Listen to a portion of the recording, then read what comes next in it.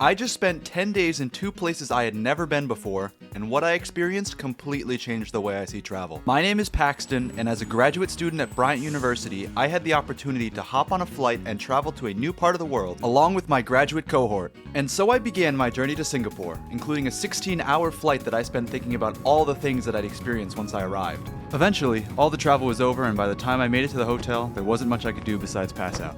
Morning came quickly, and never being one to waste time, I sped out of my room to meet up with my friends who were going down to the park for a morning walk. There I saw all sorts of funky sculptures, a spice garden, mysterious government outposts, and chickens. Flocks of them roamed the city, and there was a bunch more that were scattered around the park. All that walking had worked up a sweat though, so my friends and I called up a cab and headed off to our next destination. Now I didn't know too much about this next stop, but there wasn't a description in the world that would have prepared me for what I saw there. When we arrived, we immediately knew this place would be interesting. As we made our way into the museum, a tiny old lady gave us a brief tour about the multitude of religions that were being practiced in Singapore, and the ways that they coexisted with each other in a way that really spoke to the ethos of how Singapore operated. Then our trip dive-bombed into the bazaar.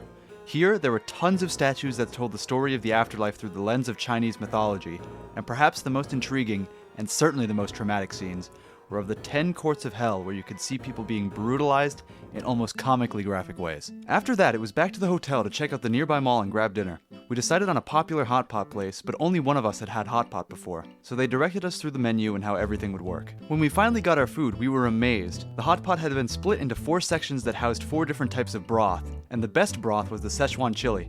But unfortunately I learned it should not have been used for sipping on, and needless to say, it was best to cook up the meat in the broth, but I would not suggest going all in. Following the dinner was a trip to the top of our hotel, because the roof had its own little oasis that my cohort had commandeered, and just like that, it was time to go to class.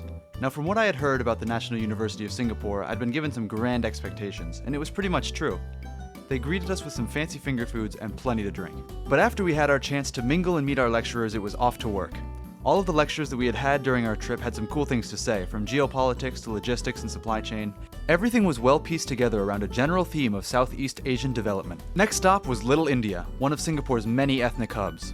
Here my friends and I already had a goal, and so we shuffled along to our destination, the Apothecary. This place specializes in creating custom fragrances, and so everyone was able to get a little concoction of their own to remember the trip by. But by this time of day, it was getting pretty late, so we decided to trek out and find some food. Earlier in the day, we had looked at the Michelin Guide, which was very active in Singapore, and while we were searching, we found a food stall in Little India. And so our next stop was at a hawker center to check it out. Now at a place like this, you're able to get a lot for a little. And for just about $8, I managed to get a bowl of rice, an order of braised duck, and their signature pig's organ soup. Now that's right, I was feeling pretty adventurous, and I was pleasantly surprised, although the liver was not exactly my favorite. For the rest of my time, there were tons of other things I managed to see, like the islands of solar panels that I got to see in person during a class trip. It was also great to just spend some time moving around the city, walking through open markets and shops. But possibly one of the coolest experiences I had was at a night zoo. There, I got to see tons of native nocturnal animals running around. But the most memorable aspect of the trip was the food that I had. A famous food stall called Gigi Noodles was definitely a top 3 meal, but perhaps the best and most memorable dining experience I had was at Kicho, which was an omakase restaurant that specialized in Japanese charcoal grilled chicken. And it was absolutely stellar. But the trip was truly made during my time at Pulau Ubin.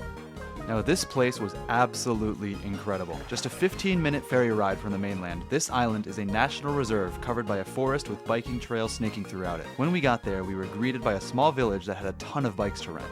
And so we picked up a few bikes and started our journey around the island. Eventually, the sun began to set, and we had to make our way back so that we didn't miss the last ferry. Overall, I had a great time in Singapore and Hong Kong. There was a lot to be gained from the trip, and I like to think that I got the absolute most out of my time there. I mean, I was waking up at 5 in the morning to go on hikes, and I was averaging nearly 20,000 steps a day.